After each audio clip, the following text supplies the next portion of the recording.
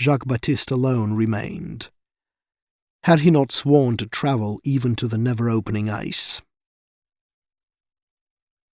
The lying charts, compiled in main from hearsay, were now constantly consulted, and they felt the need of hurry, for the sun had already passed its northern solstice and was leading the winter south again.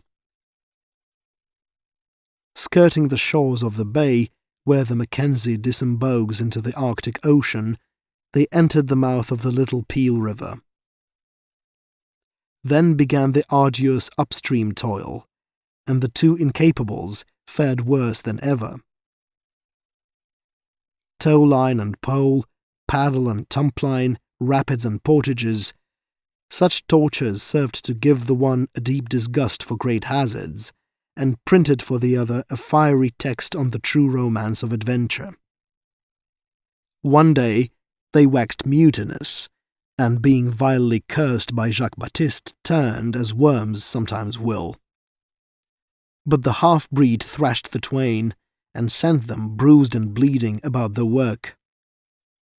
It was the first time either had been manhandled. Abandoning their river-craft at the headwaters of the Little Peel, they consumed the rest of the summer in the great portage over the Mackenzie watershed to the West Rat. This little stream fed the Porcupine, which in turn joined the Yukon, where that mighty highway of the north countermarches on the Arctic Circle. But they had lost in the race with winter, and one day they tied their rafts to the thick eddy ice and hurried their goods ashore. That night the river jammed and broke several times. The following morning it had fallen asleep for good. "We can't be more than 400 miles from the Yukon," concluded Sloper, multiplying his thumbnails by the scale of the map.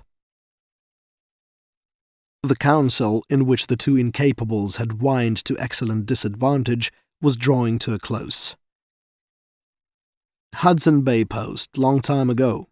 No use 'em now." Jacques-Baptiste's father had made the trip for the fur company in the old days, incidentally marking the trail with a couple of frozen toes. "Sufferin' cracky," cried another of the party. "No whites?"